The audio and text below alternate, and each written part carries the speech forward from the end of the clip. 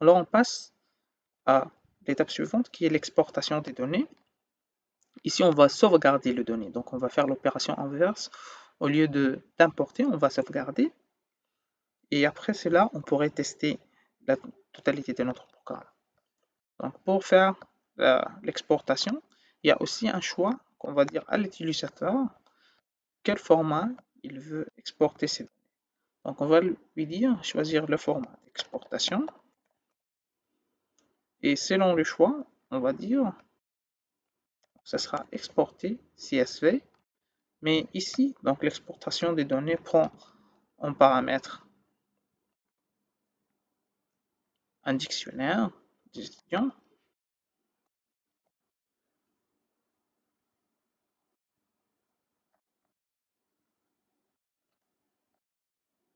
Alors ici, ça sera exporté. Ici, ça sera exporté aussi. Et pour chacune de ces fonctions-là, on va passer ces paramètres. D'accord? Et elle retourne rien. OK? Alors, je supprime ça, je supprime ça, je supprime ça.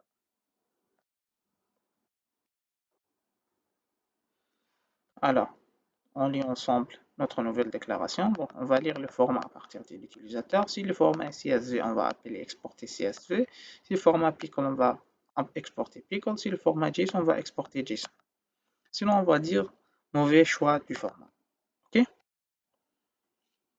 Donc, maintenant, je dois déclarer chacune de ces fonctions-là.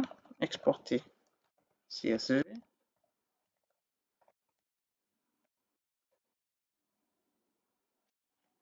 Alors, dans cette fonction-là, on doit ouvrir un fichier qui s'appelle data.csv et ce fichier-là sera ouvert en mode écriture et dans lequel on va exporter nos données.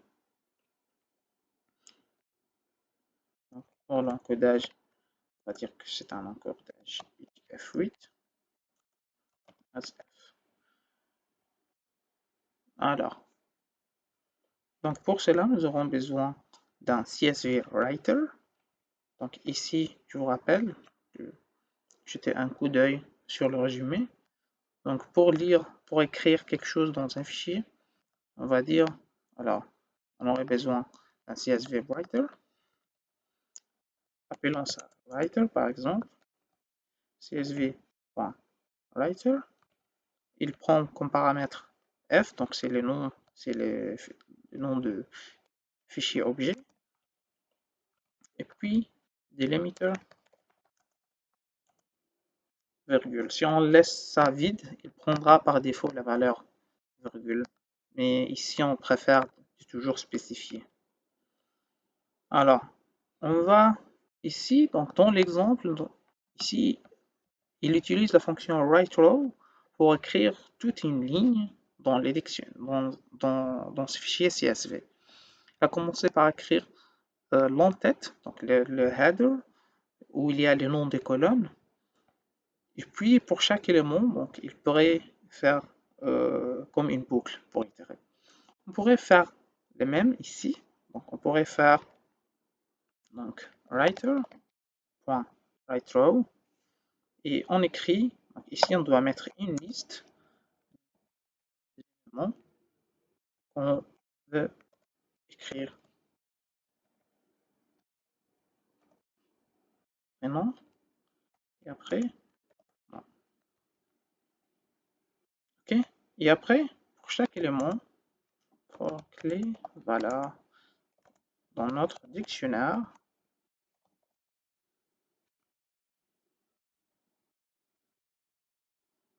on va écrire ces éléments en les mettant tous dans une liste. D'accord? Donc, la première chose, c'est la clé. La clé correspond à la matricule.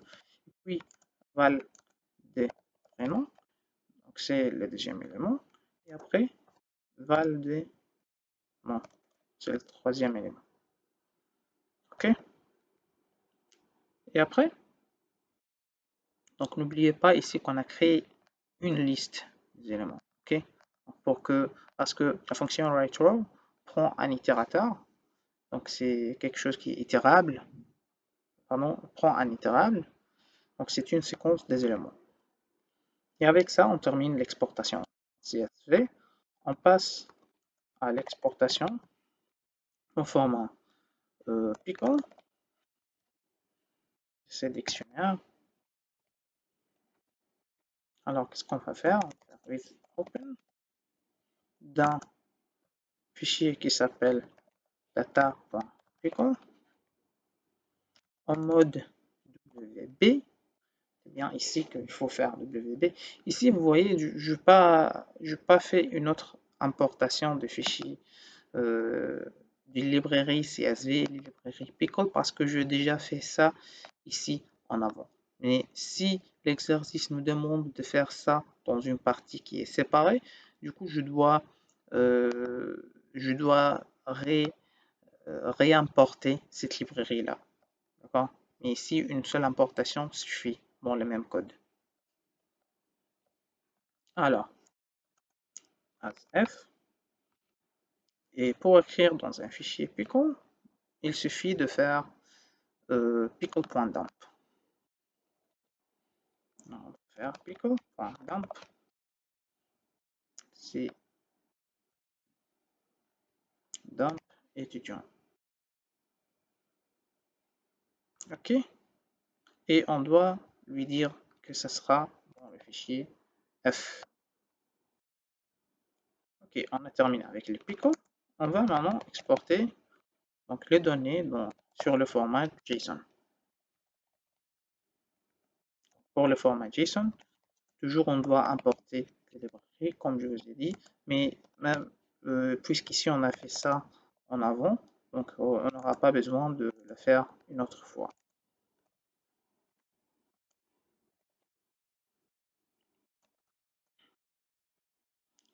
Alors ici, on va faire json.dump. On doit faire attention à l'ordre des variables. JSON, donc ce sera json.dump de cette façon-là. Donc ce sera la variable qui s'appelle étudiant et après le nom de notre fichier objet. Ici, on a aussi un paramètre pour ajouter une indentation, pour avoir une belle indentation dans notre fichier. C'est un paramètre optionnel, mais on pourrait l'utiliser. On va dire indentation 2. Alors, on a terminé avec cette fonction-là.